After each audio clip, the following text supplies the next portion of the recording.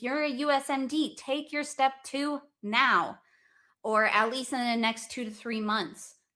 I had people that reached out to me being like, hey, I just got my step 2 and it was a failure, and it's September. It is October.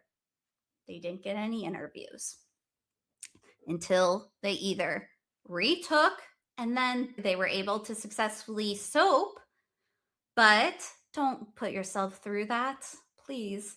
I had a lot of people that I knew that also had to remove their application or just not finish submitting their application and reapply the following cycle. And they didn't match, by the way, because that was the first time I advised.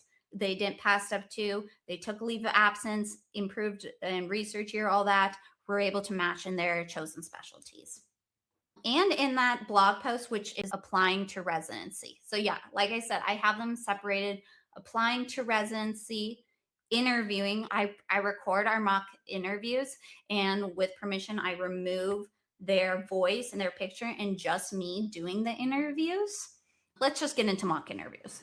Even though it's a while, but I can talk about quick things that I saw all the time doing mock interviews.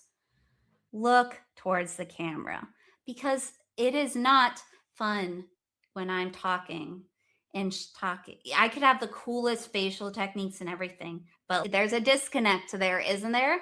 So, number 1, easy, practice with recordings on the same computer. Like, you can do Zoom record and see if you were talking. When I do mock interviews, I record it and send it to the people I just did mock interviews with to show them, like, hey, are you looking at yourself? What do you think of your statements? Of course, I also provide a lot of feedback. So in that blog post, it says the pre-recorded mock interviews. And then I have a course where it has even more pre-recorded mock interviews, and I'll be adding those. So like right now it's an additional, I think, 4 or 5.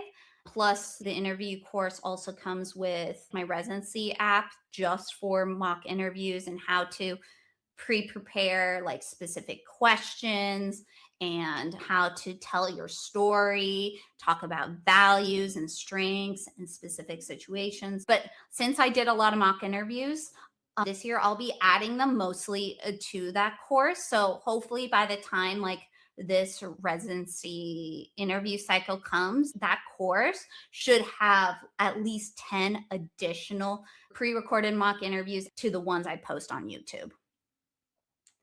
USCE versus research year from networking.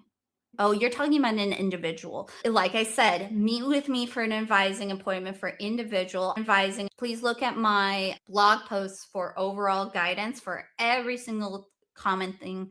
But if you're in a gap year, whether it's a research year, healthcare reason, that is your opportunity to get research, to make those connections, go to conferences, find your purpose, whether if that is volunteering, do what you are passionate about, because that's what they want. And it's another thing for your ERAS. So like when I was in my leave of absence during medical school, I had to work. So I decided, hey, I used to be really passionate and still am passionate about dancing. Let's get my Zumba certificate and I'll start teaching Zumba classes. And then that morphed into, how can I help my community? I'm going to give virtual Zoom classes. I joined a business that goes to the south and west side of Chicago, and I gave in-person and Zoom classes like in free community centers to the community, to geriatric patients. I was in like after school programs. So that was my passion, was dancing, but I'm passionate about supporting the community. And so merging those two passions. And so I talked about that in my residency application during my gap year. I guess we're talking about this, how to talk about a red flag. That's how you talk about it. You share what you did, you spin it and how it was a positive for your personal growth and how you're going to use it as a physician. I think we talked about that. Watch the leave of absence video. Personal statement. Who are you? What motivates you? And if you're an IMG, why US residency and that specialty, especially if you did another specialty in your other program or your other country, why this specific place. We're in April. And so the big thing right now is strategizing, you telling me your story, and then us or talking about a patient experience that really motivated you.